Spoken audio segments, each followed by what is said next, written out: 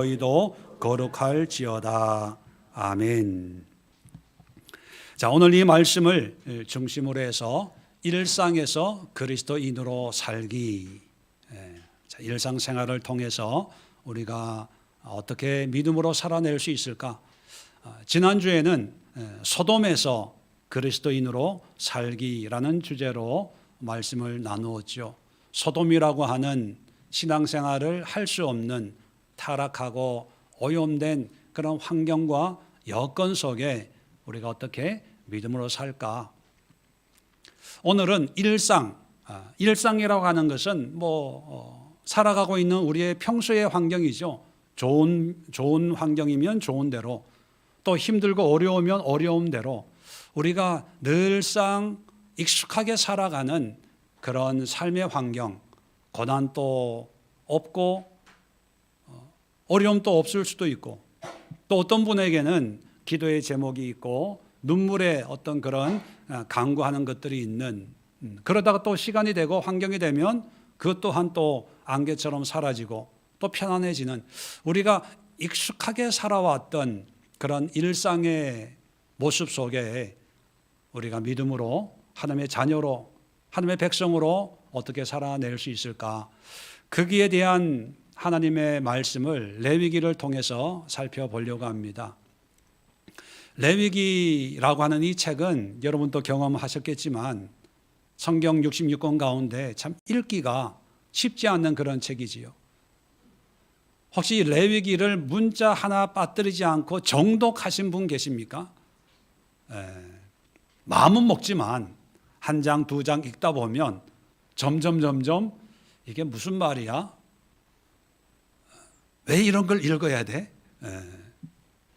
하나님은 왜 이렇게 귀찮게 먹으라 마라, 하라 하지 마라, 이런 걸 말씀을 하셨지? 그리고 최종적으로 지금 나한테 이게 뭐가 필요해? 그러면서 이제 점점 집중력이 떨어지면서 나중에는 대충 읽고 레위기 끝. 아마 그런 모습이 대부분의 모습이 아닐까, 그런 생각을 하게 됩니다. 물론 저도 그렇습니다. 저도. 자, 그렇다면 왜 하나님이 읽기도 힘들고 이해하기도 힘들고 또 오늘날 우리 그리스도인들에게는 실질적으로 피부에 와닿지 않는 그런 이 말씀을 왜 주셔서 또 성경의 말씀으로 이렇게 정하셔서 이렇게 서로가 피곤하게 만드셨을까? 거기에 대한 이유를 말씀드리려고 합니다. 먼저 레위기 1장부터 10장까지의 내용은 여러분 잘 아시는 것처럼 하나님을 예배하는 예배 방법, 제사 방법이지요. 그런데 공통점은 뭐냐면 성막 앞에서, 장소가 성막에서 어떻게 예배하고 제사하는가를 얘기하고 있습니다. 자, 그런데 11장부터 15장까지는 장소가 바뀌어요. 성막이 아니라 우리의 일상으로 바뀝니다. 우리 일상생활 속에서 어떻게 살아야 되는가에 대한 규례를 얘기하고 있다가 또 16장부터는 또 바뀌어요. 16장부터는 절기에 관한 내용입니다. 절기, 어떤 날. 그렇게 보면 1장부터 10장까지는 성막에서라면 11장부터 15장까지는 어디에서? 일상에서. 또 16장부터는 하나님 앞에서, 그죠? 하나님 앞에서 이 절기를 어떻게 보내야 되는지, 거기에 대한 내용이라고 볼 수가 있습니다. 자, 성막 앞에서와 하나님 앞에서 그 중간에 일상에서를 이렇게 샌드위치처럼 이렇게 끼워 놓은 그런 모습입니다. 그러면 왜 하나님이 이렇게 일상에 대해서 얘기를 하고 있을까? 그 일상에 대한 얘기 가운데 이제 11장이 첫 하나님의 말씀인데, 그 일상에서의 첫 말씀이 뭐에 관한 거냐 하면 먹는 거에 관한 겁니다. 먹는 거. 좀 11장을 읽어보시면 아시겠지만 이런 건 정한 거니까 이건 먹어도 되고 이것은 부정한 거니까 먹으면 안 되고 만져서도 안 되고 이거는 정하고 이거는 부정하고 뭐 그렇게 쭉 먹는 거에 대해서 음식에 대해서 이야기하고 있습니다. 왜냐하면 우리 예나 지금이나 우리의 일상에서 가장 기본적이고 중요한 게 뭡니까? 먹는 문제거든요. 그래서 먹는 문제를 제일 먼저 언급하고 있습니다. 그래서 기억하기 쉽게 레위기 11장은 음식에 관한 내용이다. 그래서 11장 젓가락 생각하면 돼요. 젓가락 11장은 음식에 대한 규례다. 이렇게 먼저 마음에 새겨 놓으시고, 자, 그러면 또 문제가 있습니다. 아니, 천지를 창조하신 하나님이 뭐 그렇게 잔소리가 심하셔서 이거는 먹고 이건 먹지 말고 이거는 정하고 이건 부정하고, 뭐 하나님이 좀 멋있게 스케일 크게 뭐 이렇게 말씀을 하셔야지 뭐 해라 하지 마라, 뭐 먹어라 먹지 마라, 이게 무슨 의미냐는 거죠. 더 나아가서 이런 음식 문제, 먹고 마시는 게 오늘날 우리에게 어떤 의미를 주냐는 겁니다. 대표적인 게 이제 11장 읽어보면 부정한 음식의 대명사로 돼지를 얘기합니다. 돼지는 7절에 보면 굽이 갈라져 쪽발이 되되 새김질을 못함으로 너희에게 부정하니. 근데 여러분 돼지고기 드세요, 안 드세요? 없어서 못 먹죠. 그러면 먹으라는 거야, 말라는 거야? 그 다음에 또 보면 9절에 보면 지느러미와 비늘 있는 것은 너희가 먹되, 10절에 보면 지느러미와 비늘 없는 것은 모든 것은 너희에게 가증한 것이라. 가증하다는 것은 불결하다는 거거든요. 자, 비늘 없는 대표적인 게 뭐가 있을까요? 장어 드세요, 안 드세요? 없어서 못 먹어요. 없어서. 추어탕 보양식이에요. 자, 그런데 성경에는 먹어서는 안 되는 거거든요. 그러면 먹어야 돼, 말아야 돼? 근데 우리는 먹어요. 먹으면서 어떤 생각하고 먹습니까? 아니, 신앙적으로. 아니, 그건 구약이고, 신약에서 우리 예수님을 믿는 그리스도인이기 때문에 뭐 안 먹어도 돼. 참 상관없어. 그래서 먹어도 돼. 이렇게 먹어요. 예, 그런 생각이 맞는 생각이지만 분명한 어떤 신앙적인 확신이 없는, 그냥 속된 말로 그냥 두루뭉술이하게 얼버무리는 그런 모습입니다. 오늘 이 말씀을 통해서 우리 일상에서 행하는 어떤 삶의 의미가 어떤 것을 말하고 있는지를 좀 분명히 정리를 할 필요가 있고, 그런 게 정리가 돼야 우리의 일상을 통해서도 담대하고 흔들리지 않고 분명한 믿음을 가지고 살아낼 수가 있다는 것입니다. 자, 이 일상을 말씀하고 있는 음식을 이제 선두로 해서 계속 일상에 어떤 옷 입는 것, 집에 뭐 질병 있을 때, 또 집에 뭐 곰팡이 같은 게 있을 때, 뭐 이렇게 정말 어떻게 보면 사소한 그런 것들을 하나님이 세밀하게 구체적으로 하나하나 언급하는 이유가 있습니다. 그 세 가지 이유가 있는데, 첫 번째 이유는 뭐냐면, 자, 일상이라고 하는 것은 어떻게 보면 사소하고 익숙한 것들입니다. 평범한 것들이에요. 근데 이런 평범하고 익숙하고 사소한 것을 통해서도 거룩을 실천하라는 거예요. 자, 말씀드린 것처럼 1장부터 10장까지는 성막에서 거룩하게, 엄숙하게, 경건하게 하나님을 예배하고 제사하지요. 참 멋있다는 게 장엄하게, 그죠? 막 짐승도 잡고 불에 태우고 어떤 절차와 어떤 예식을 통해서 참 멋있게 영광 가운데 있는 하나님을 딱 섬길 때, 그 자리에 있는 사람이라면 누구나 다 그 위엄과 영광에 눌려서 머리를 숙이게 되고 엎드리게 되겠지요. 자, 그런데 문제는 일상에서 우리의 삶을 보면 성막 앞에서의 그런 위험도 없고 거룩도 없고 대단한 어떤 그런 하나님의 임재를 경험할 수 있는 그런 요소들이 없고, 여러분 먹는 것 너무나 익숙하잖아요. 우리 일상의 삶, 집에서 TV 볼 때, 거실에서, 안방에서, 화장실에서, 마당에서, 운전할 때 너무나 평범합니다.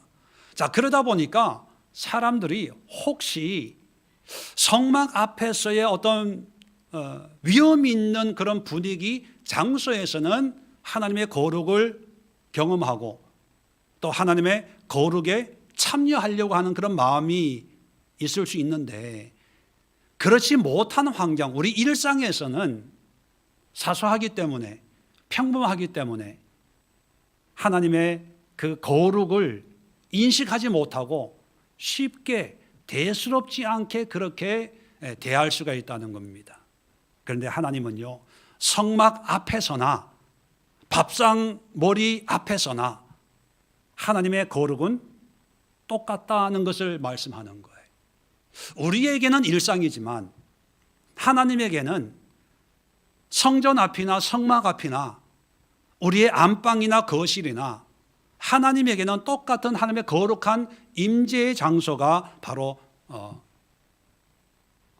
우리의 일상이라는 것을 다시 한번 확인시켜 줍니다. 자, 그래서 우리 일상에서 예를 들어서 얘기하고 있는 게 음식 문제인데, 자, 이 음식을 먹을 때 정결한 음식을 먹고 부정한 것은 먹지도 말고 만지지도 마라, 가까이 두지도 마라, 이렇게 말씀하고 있죠. 자, 그러면 정하다 부정하다의 기준은 어디에 있습니까? 돼지가 부정하기 때문에 돼지와 관련되어 있는 것은 다 부정한 겁니까? 다시 말하면 돼지가 부정하다고 말씀했어요. 그렇기 때문에 삼겹살도 부정하고 목살도 부정하고 돼지 고기로 만든 소세지도 부정하고 돼지와 연관되어 있는 건 다 부정한 거야. 먹어서는 안 돼. 대신에 소고기는 굽이에 갈라져 있고 대세김질을 하기 때문에 소는 정하거든요. 그러니까 소고기는 다 먹을 수 있어. 꼬리도 먹고 뼈도 먹고 다 먹을 수 있어. 정하다 부정하다는 그 짐승 자체에 있는 게 아니라 하나님의 말씀에 있는 거예요. 다시 말하면 돼지가 부정해서 부정하다고 하는 게 아니라 하나님이 그렇게 정하신 거예요. 돼지는 부정한 걸로 정할 거야. 소는 정한 걸로, 정결한 것으로 정할 거야. 장어, 미꾸라지, 비늘 없는 게 또 뭐가 있나요? 하여튼 그런 거, 그건 부정하다고 정할 거야. 대신에 잉어, 비늘 있는 거 있잖아요. 참돔, 횟감. 오늘 먹는 거 얘기하니까 자꾸 이렇게 빨리 배가 고파지는데요. 이건 정하다고 할 거야. 여러분, 정하다 부정의 기준이 뭐냐면 그 대상에 있는 게 아니라 하나님의 말씀에 있는 거예요. 자, 그래서 우리의 일상에서 먹고 안 먹고를 하나님의 말씀을 기준으로 해서 돼지고기는 참 맛있지만, 먹을 수 있지만 하나님이 먹지 말라고 그래서 하나님의 말씀에 나는 순종해서 안 먹을 거야. 이것을 성막에서만, 성전에서만, 교회 예배 드릴 때만이 아니라 내 삶의 현장에서도 사소한 것, 평범한 것, 이런 걸 통해서도 하나님의 말씀을 실천하는 그런 거룩의 삶의 현장으로 만들어라, 이런 의미입니다. 하나님에게는요, 그래서 성막 앞에의 거룩이나 밥상 앞에서의 거룩이나 하나님에게는 똑같아요. 근데 문제는 우리 인간에게는 성막은 거룩한 곳이고 대단한 곳이고 위험이 있는 곳이고, 식탁 앞에서는 그냥 우리가 모여 있는, 가족들이 모여 있는 그냥 밥상머리죠, 말 그대로. 그래서 내가 좋아하는 반찬이 나오면 맛있게 먹고, 싫어하는 반찬이 나오면 아 이게 뭐야? 안 먹어. 어제 먹은 거 또 나오네. 좀 맛있는 거 없어? 불평하고 투정하고 그러는 자리가 아니라는 거예요. 사소하지만 보잘것없는 것일 수도 있지만, 그러나 이 먹는 문제, 일상에서도 하나님이 기뻐하는 것을 내가 기뻐하고, 하나님이 미워하는 것을 나도 미워하고, 그래서 하나님의 뜻과 하나님의 말씀과 하나님의 그 의도를 작은 것, 사소한 것을 통해서도 우리가 실천하는 그 실천의 장이 바로 일상이거든요. 자, 오늘 본문을 보시면 44절입니다. 나는 여호와 너희의 하나님이라. 내가 거룩하니, 자, 하나님이 거룩하니, 그죠? 너희도, 우리입니다. 우리도 몸을 구별한다는 게 뭐예요? 분별한다는 거예요. 따져본다는 거예요. 하나님이 정하게 기뻐하시는 게 무엇이고 하나님이 싫어하는 게 무엇이고, 이런 것을 잘 분별하고 판단해서 거룩하게 하고, 누구를요? 나를 거룩하게 하는 거예요. 그러니까 우리의 일상 속에서도 하나님의 뜻을 분별해서 하나님의 뜻으로 살아내면 내가 일상에서 거룩해지는 거예요. 꼭 제사장 앞에, 제단 앞에, 하나님의 임재가 있다고 여겨지는 지성소 앞에 거기에 서야만 내가 거룩해지는 게 아니라, 밥상머리 앞에서도 거룩하고, 책상머리 앞에서도 거룩하고, 일터에서도 거룩해질 수 있고, 아무도 보는 사람이 없는 나 혼자 있어서 마음대로 할 수 있고, 마음대로 내가 원하는 걸 다 할 수 있는 그런 환경에 있다 하더라도 하나님이 하라는 것, 말라는 것 구별해서 내가 이 자리에서도 하나님의 자녀로 거룩하게 하나님 앞에 서 있겠습니다. 그것이 바로 일상입니다. 일상에서 그런 모습을 하나님이 보기를 원하는 거지요. 그래서 주일 예배도요, 주일 예배 참석했으니까 이제는 내 마음대로 해도 되지 않냐? 그게 아니라 주일 예배도 하나님 앞에 거룩하게 예배하는 거지요. 그러나 주일 예배를 마치고서 우리 일상이죠. 쉴 수 있는 시간입니다. 내가 마음대로 시간을 요용할 수 있는 그런 시간일 수 있습니다. 그러나 그런 시간까지도 하나님의 뜻 가운데 하나님이 기뻐하시는 그런 용도로 사용하겠습니다라고 하는 것이 일상의 의미입니다. 그래서 11장은 음식을 언급을 하고 있지만, 음식만이 아니라 음식과 같이 우리의 모든 일상의 모습을 그냥 환경과 형편과 내가 원하는 대로, 또 세상의 유행이나 이런 거로 그냥 따라가는 것이 아니라 하나님이 기뻐하시고 원하시는 것이 무엇인지를 분별하고 그 가운데 하나님이 기뻐하시는 것을 선택하고 행함으로 해서 일상을 통해서도 거룩한 삶을 살아내는 그런 성도의 모습을 하나님이 기대하고 또 바라고 있다는 것을 우리는 잊어서는 안 됩니다. 두 번째, 일상에서 그리스도인으로 살아가는 방법은, 두 번째가 일상 속에 하나님의 목적이 있음을 알고 하나님의 목적을 성취하는 거예요. 자, 계속해서 오늘 본문을 45절을 보시면, 자, 나는 너의 하나님이 되려고 너희를 애굽 땅에서 인도하여 낸 여호와라. 자, 지금 이 사람들은 시내산에 이제 출애굽해서 시내산에 이제 도착을 해 있거든요. 그래서 모세를 통해서 이제 율법을 주고 있는 상황인데, 자, 하나님께서 일상에 먹는 얘기를 하면서 뭐라고 얘기하냐면 나는 너희의 하나님이 되려고 출애굽시켰다는 거예요. 그럼 출애굽의 목적이 궁극적으로 뭡니까? 가나안 땅 주려고 하는 게 아니라 하나님이 되려고. 나는 너의 하나님이 된다는 표현은 쉽게 표현하면 나는 너의 왕이 되고 싶어. 그러면 우리 인간 입장에서 뭐가 되는 겁니까? 하나님의 말씀에 순종하는 백성이 되어야 되는 거야. 이런 의미거든요. 자, 그렇다면 하나님이 왕으로서 하나님의 자녀들, 백성들에게 이제 율법을, 법을 이제 주고 있는 상황입니다.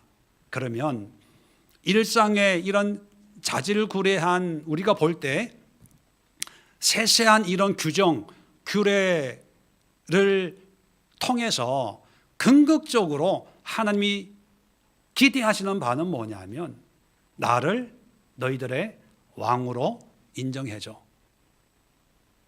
나를 하나님으로 여호와로 섬겨줬으면 좋겠어. 그게 출애굽한 궁극적인 목적이고 또 가나안 땅으로 인도하는 궁극적인 목적이거든요.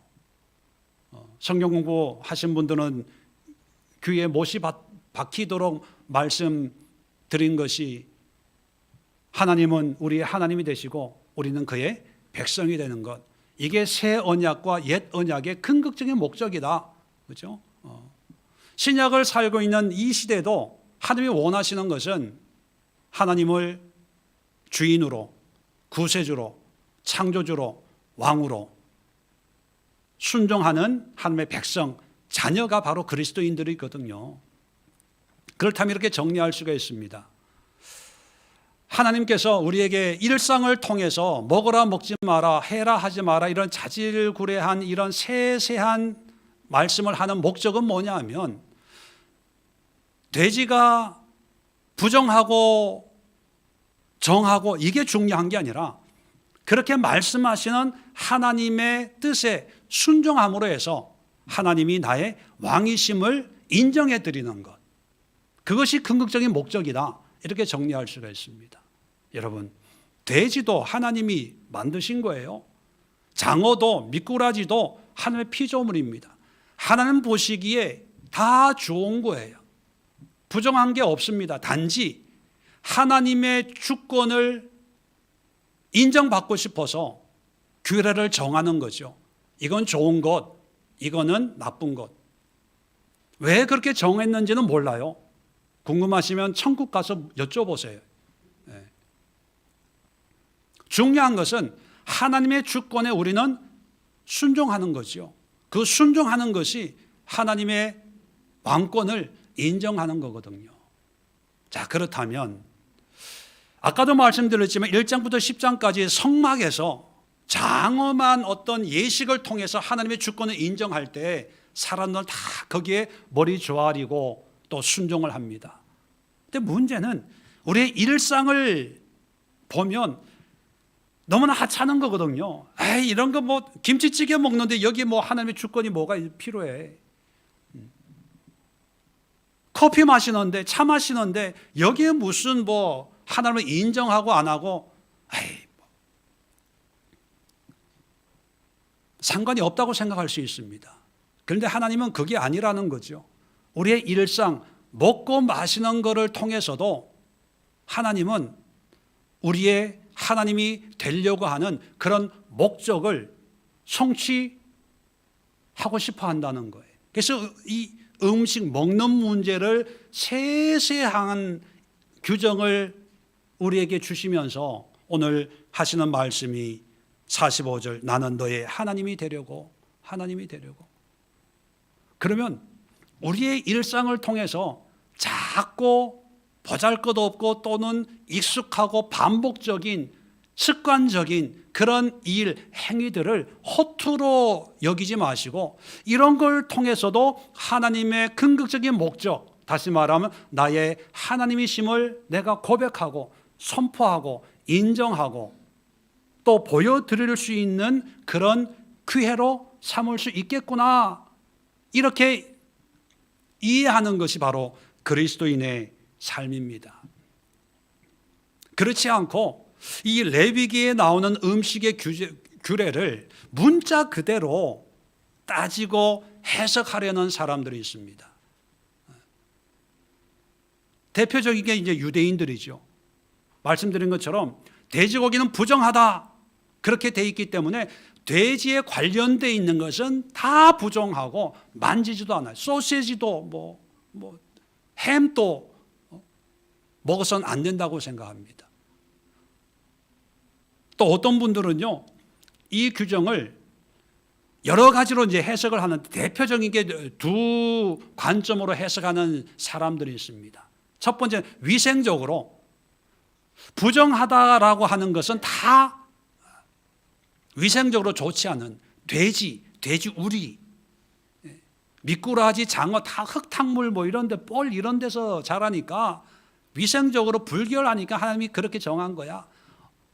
그렇게 이해하는 분들이 있고요. 또 어떤 분들은 영양학적으로 부정한 음식물의 대부분이 뭐냐면 고단백이거든요.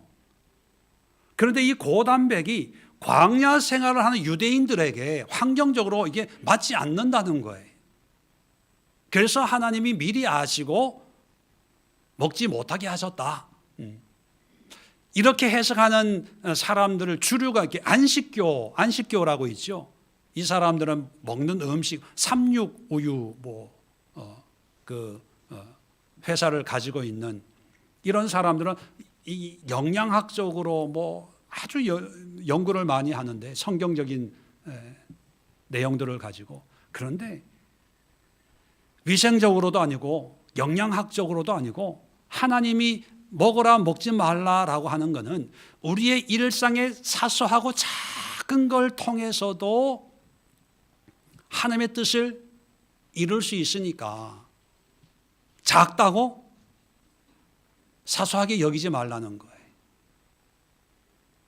대단하고 큰 일로만 하나님의 일을 한다고 생각하지 말고 내가 당연히 할 수 있어요. 할 자격도 있고, 그런데 하나님이 성령께서 내 마음에 이거는 아니야 라는 성령의 마음 감동이 있다면 나는 그걸 안 하는 거예요. 뭐 때문에? 내 건강도 아니고 내 체면도 아니고 내 생각 때문이 아니라 오직 하나님이 나에게 그런 마음을 주셔서 그 마음에 순종하기 위해서. 그럴 때 하나님의 거룩에 우리가 참여할 수 있습니다. 반대로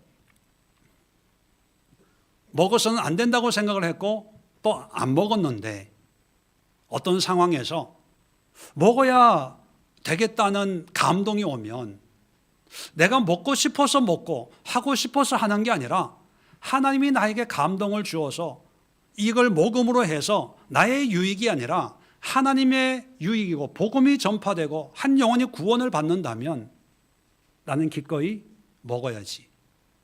그럴 때 사소한 먹고 안 먹고가 무슨 천지가 개벽이 되고 구원이 있고 하나님의 영광이 나타나겠습니까? 정말 사소한 거거든요. 그런데 그 사소한 걸 통해서도 하나님이 하나님이 되려고 하시는 그 뜻에 우리가 순종하고 그 뜻을 이루어 드릴 수 있다는 거죠. 자, 이것을 가장 잘하신 분이 예수님입니다. 마태복음 11장 19절에 보면 예수님이 유대인들이 예수님을 향해서 뒤에서 수근수근하는 이야기가 뭐가 있는지를 아시고 이런 말씀을 합니다. 인자는 와서 먹고 마시며 말하기를. 자, 인자 예수님이 오셔서 먹고 마셨다는 거예요. 그런 것을 보고 유대인들이 뒤에서 수근수근하는 그 내용이 뭐냐 하면 말하기를 보라 먹기를 탐하고 포도주를 즐기는 사람이요 세리와 죄인들의 친구로다 하니.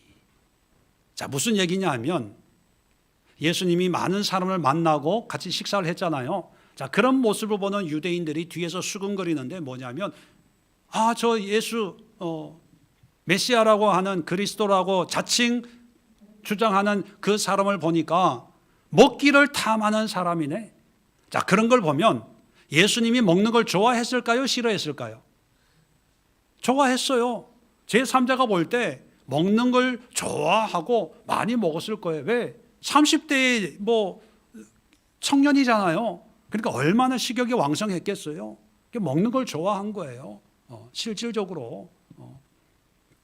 그 다음에 또 포도주를 즐기는 사람이요. 예수님 포도주를 좋아하셨을까요? 싫어하셨을까요? 좋아했어요. 많이 마셨어요. 또 세리와 죄인의 친구로다. 세리, 유대인들이 볼 때는 상종해서는 안 되는 죄인, 하나님 앞에서 죄인 된 사람들. 자, 유대인들 관점에 이런 사람들과 밥 먹어도 돼요, 안 돼요? 안 되는 사람들이에요. 그런데 예수님은 이들과 친구처럼 아주 사이좋게 식사를 했다는 거죠. 그러면 전체적으로 볼 때 예수님은 율법적으로 합당한 어떤 그런 식생활을 하셨다는 겁니까? 그렇지 못했다는 겁니까? 율법적으로 문제가 많은 그런 모습이었다는 거예요. 우리 식으로 얘기하면 술도 먹고 담배도 피우고 하지 말라는 거 다 하고 만나지 말라는 뭐 죄인들, 뭐 나쁜 사람들 막 어울려 다니고 그랬다는 거예요. 유대인들의 눈엔 그렇게 비친 거예요. 그 얘기는 뭐냐면 실질적으로 예수님이 그런 모습을 사람들에게 보여줬다는 거지요. 자, 그런데 그 다음 말씀이 중요합니다. 11장 19절 끝에 보면 친구로다 하니 지혜는 그 행한 일로 인하여 옳다함을 얻느니라. 이제 지금까지 얘기는 유대인들이 본대로 얘기한 거고, 그런데 진짜 지혜는 명석한 사람, 똑똑한 사람은 그 행한 일로 인하여 옳다함을 얻느니라. 예수님이 행한 일을 보고 유대인들 다 비난을 했거든요. 잘못됐다라고 얘기를 하는 반면에 지혜 있는 사람은 그 행한 일, 예수님의 그 모습을 보고 이렇게 하는 거였구나. 이것이 하나님의 뜻이었구나. 옳다함을 인하여, 행한 일로 인하여 옳다함을 얻느니라. 지혜 있는 사람은요, 그 행하는 것을 보고 이게 하나님의 뜻이구나, 이걸 깨닫는 사람이다, 이렇게 얘기하는 거죠. 다시 말하면 유대인들은 어리석은 사람, 바보들이라는 거예요. 왜 이런 말씀을 합니까? 유대인들의 문제가 뭐냐 하면 정하다, 부정하다를 사물의 그 대상에 한정시켜요. 돼지고기는 다 부정한 것, 소고기는 다 정결한 것. 그래서 소고기만 먹고 돼지고기는 안 먹고, 그러면서 나는 하나님의 말씀대로 살고 있어, 의인이야, 율법으로는 흠이 없는 삶이야, 이렇게 자랑하고 있는 거예요. 그런데 예수님은 돼지고기도 먹어요, 포도주도 마셔요, 죄인들하고도 어울려요. 그런데 지혜 있는 사람은 그 행한 일로 옳다함을 얻는다. 무슨 뜻입니까? 정말 지혜 있는 사람이 볼 때 어리석은 사람은 율법을 지키지 않는다라고 이해하지만, 정말 지혜 있는 사람은 이런 모습을 보고 야, 참 옳게 사셨네, 그런다는 거예요. 그러면 뭐가 중요하냐는 거지요. 유대인들은 먹고 안 먹고를 통해서 나의 의의를 드러내요. 나 그거 안 보고 나는 평생 동안 술을 입에 댄 적도 없어. 담배도 한 번도 입에 가까이 댄 적이 없어. 그 말 속에는 뭐가 담겨져 있습니까? 믿음으로 살려고 애쓰고 있습니다, 노력하고 있습니다, 그거예요. 근데 예수님은 술도 마시고, 우리식으로 보면 돼지고기도 먹고 장어도 먹고 미꾸라지도 먹고 다 해요.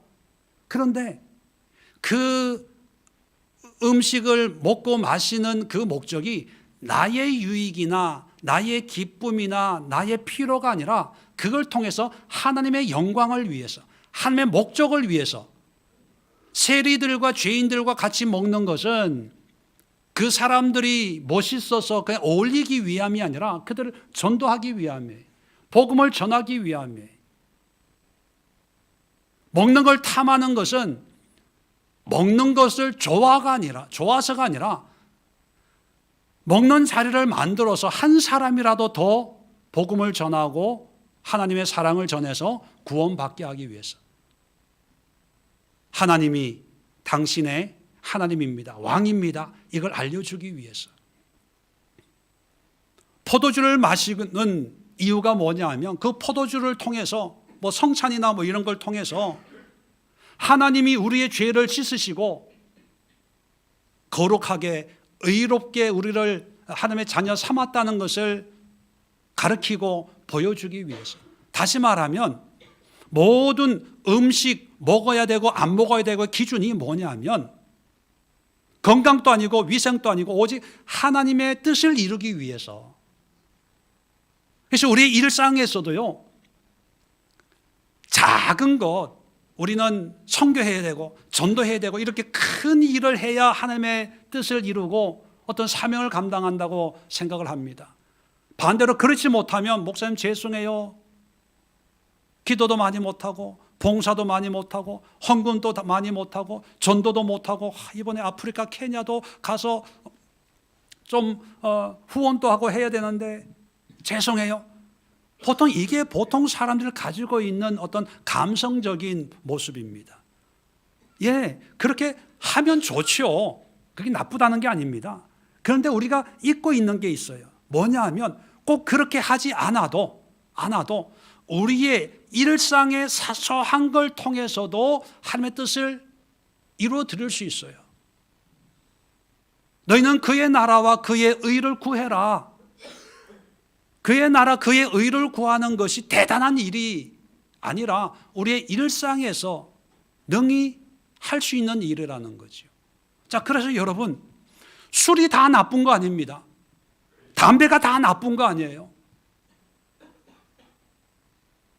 왜 나쁘냐고 하면 술을 내 기분으로 마셔서 그래요. 담배를 내 취향으로, 내 기호로 삼아서 그래요. 뭐 그런 환경이 어떤 환경인지 저는 잘 모르지만 만약에 담배를 피우는데 하나님의 뜻을 이루기 위한 그런 환경과 여건이었다면 피우세요. 제가 사드릴게. 담배 그 자체에 여러분 영성을 걸지 마세요. 술 거기에 여러분 영성을 걸지 마세요. 만약에 거기에 나는 술 안 먹어, 만약 그런다면 또 다른 유대인이에요. 또 다른 율법이에요. 술은 아무것도 아니에요. 어떤 환경이 그런지는 저는 잘 모르겠지만 만약에 술을 먹고 하나님의 뜻을 이루기 위해서 전도하고 영혼을 구원하고 상한 심령을 치료하고 위로하고 회복시킬 수 있다면 여러분 술 드세요. 양주를 드든지 뭐 참이슬을 들든지 뭐 드세요.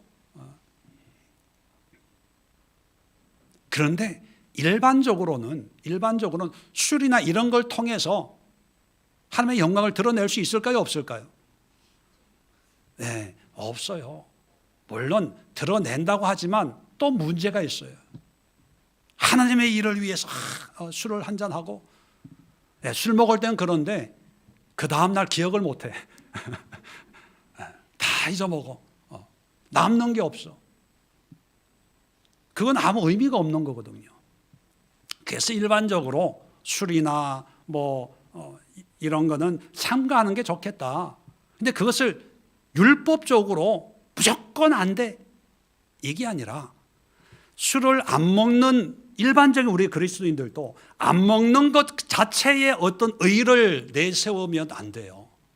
안 먹는 것도 뭐를 위해서 안 먹는 거예요? 하나님의 영광을 위해서.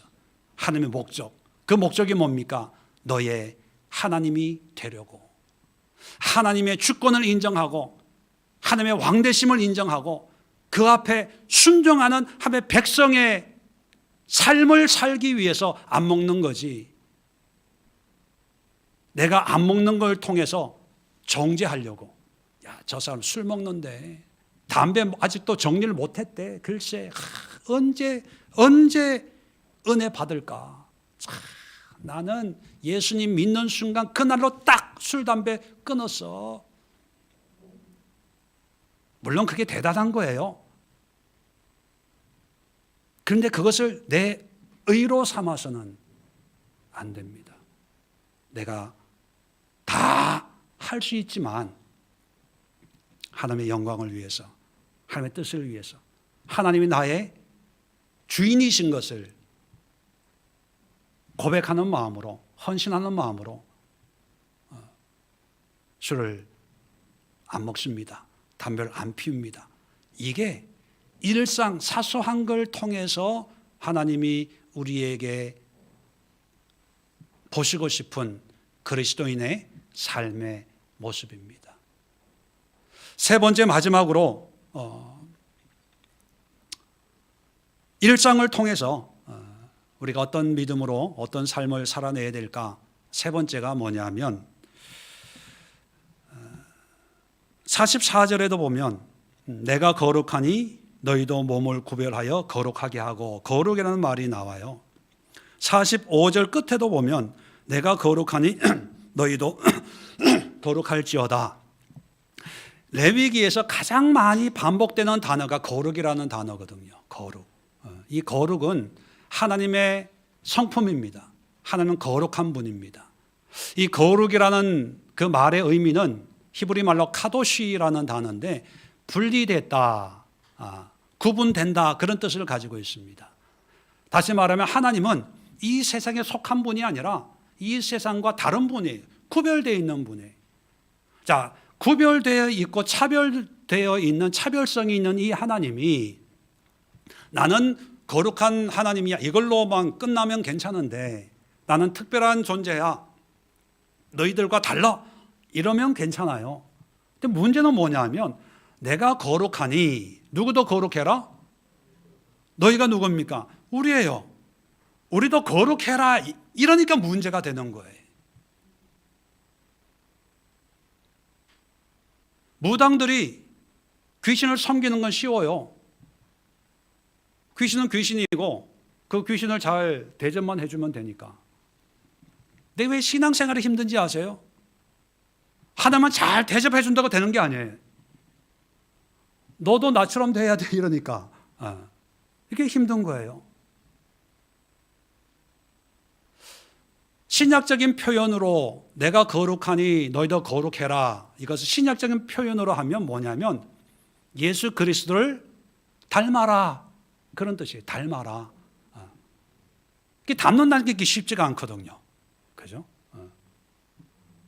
예수님을 닮기 위해서는 어떻게 해야 되나? 그래서 유대인들은 하나님을 거룩한 하나님이라고 생각해서 이제 구별된다, 그런 뜻이라고 말씀드렸잖아요. 그래서 하나님을 분리를 시켜요. 그래서 성막을 만들고 성막 속에 지성소를 만들고 그 속에 계시는 하나님. 그러니까 하나님이 거룩하니까 하나님과 관련되어 있는 것은 다 거룩하게 구별을 시키는 거예요. 그래서 하나님을 섬기는 제사장도 구별시키고, 하나님이 쓰시는 기구, 그릇, 이런 것도 구별하고, 하나님 계시는 장소도 구별하고.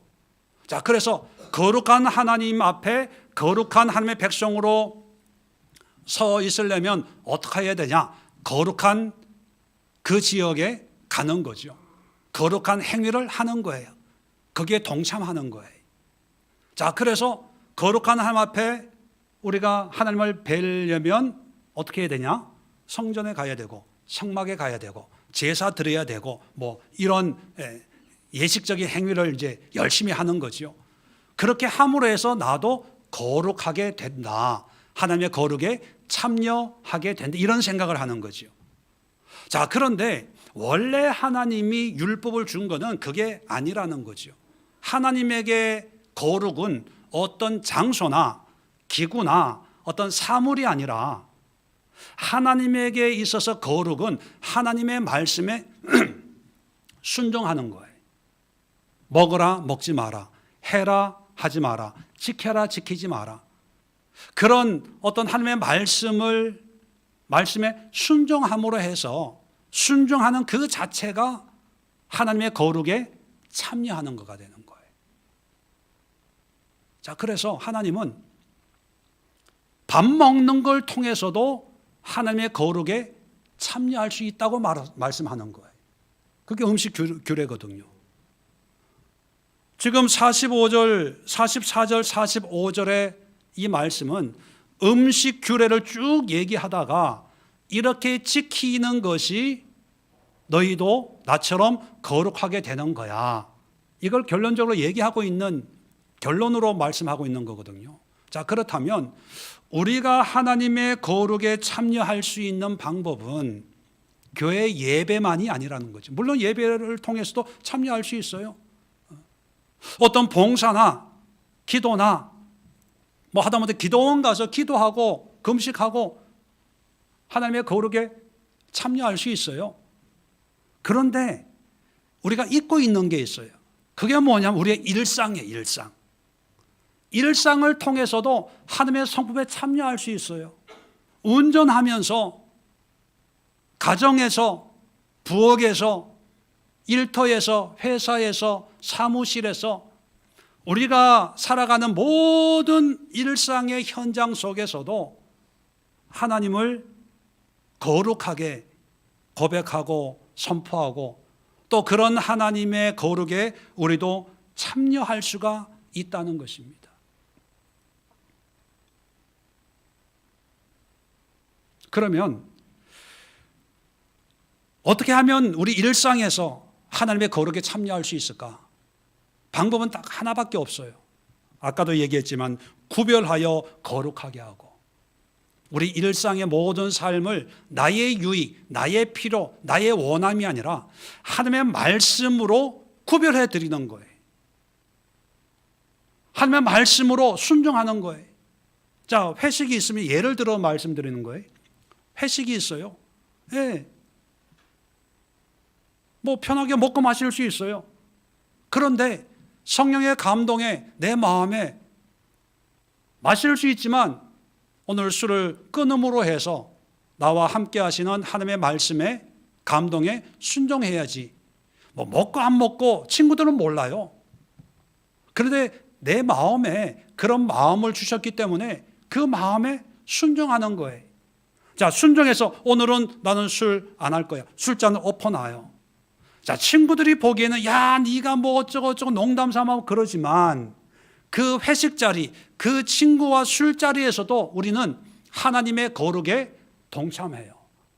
하나님은 그 모습을 보고 내가 거룩하니 너도 거룩하구나.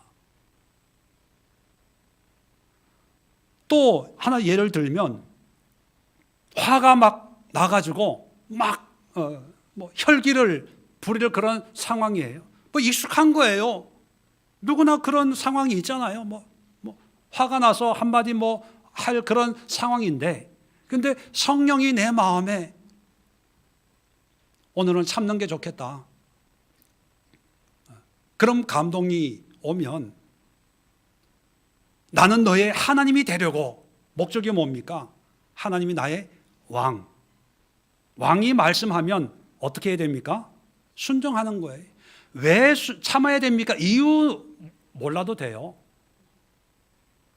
왜 내가 이런 상황이, 이런 대접을 받고 이런 취급을 받아야 됩니까? 너무 화가 나요. 왜 참아야 됩니까? 하나님, 나를 먼저 이해시켜 주세요. 그럼 내가 참겠습니다. 이거는 순종하는 게 아니라 설득당하는 거죠. 그리고 왕이 아니에요. 왕은 설명을 해주면 감사하지만 설명이 없어도 순종하는 거죠. 자, 그럴 때 하나님의 말씀에 순종하는 거예요. 나는 참았어요. 그래서 나는 그냥 참았다고 생각을 하는 거죠. 한마디 하려고 하는데 어금니 악물고 참았어. 우리는 그렇게 하지만 하나님은 어떻게 생각하시냐 하면 내가 거룩한 것처럼 네가 오늘 거룩한 모습을 나에게 보여줬다. 여러분, 그렇다면 우리의 일상은 우리가 하나님의 성품에 참여할 수 있는 그런 기회가 무궁무진하게 주어지는 것입니다. 그래서 이 일상은 정말 기대가 되고 설레임이 있고 소망이 있고, 야, 오늘은 하나님이 나를 어떻게 인도하실까? 성령이 어떤 마음으로 하나님의 거룩에 참여하게 할까? 아침에 일어나서 기대가 되는 거예요. 하나님, 오늘도 인도하옵소서. 오늘도 함께하여 주옵소서. 오늘도 하나님의 거룩에 동참하는 그런 하루가 되길 원합니다. 이게 우리의 일상이 돼야 되는 거예요. 그러한 일상을 기대하는 마음으로 주신 말씀들이 레위기, 신명기, 민수기, 소위 말하는 율법이라는 것들이죠. 그런데 이런 일상을 잃어버리고 계명만 남은 것이 율법주의라는 것입니다. 안타까운 것은 오늘날도 기독교인 유대인들이 너무 많이 양상이 되면서 일상을 잃어버리고 건조하고 메말라버린, 가슴이 굳어진 그런 신앙의 모습으로 살아가는 그리스도인들이 너무 많아진다는 것이 마음 아픈데, 오늘부터라도 일상을 어떻게 살아내야 될까 다시 한번 마음 정리하시고 일상을 사랑하시고 소중히 여기시고 일상의 의미를 마음껏 맛볼 수 있는 그런 하루하루 되기를 주님의 이름으로 다시 한번 축원을 드립니다. 기도하겠습니다. 좋으신 하나님 아버지, 감사합니다. 하나님 앞에서의 특별한 장소에는 의미를 두지만 우리가 살아가고 있는 일상에서는 하나님의 뜻을 온전히 깨닫지 못하고 살았음을 고백합니다. 그러나 오늘 레위기의 말씀을 통해서 일상에 담겨져 있는 하나님의 의도가 얼마나 아름답고 우리를 새롭게 하고 하루하루의 삶을 활력 있게 만드는지를 다시 한번 깨닫고 일상에서 참된 그리스도인으로 살아내는 우리 예수의 모든 성도들 되게 하여 주시옵소서. 이제는 우리 주 예수 그리스도의 은혜와 하나님 아버지의 크고 놀라운 사랑하심과 성령의 교통하심이 일상의 영성으로 주님을 기쁘시게 하고 주님의 거룩함으로 참여하는 주의 백성이 될 수 있도록 저들을 축복하시고 성부, 성자, 성령의 충만함이 지금부터 영원까지 함께하옵시기를 간절히 축원드리옵나이다. 아멘.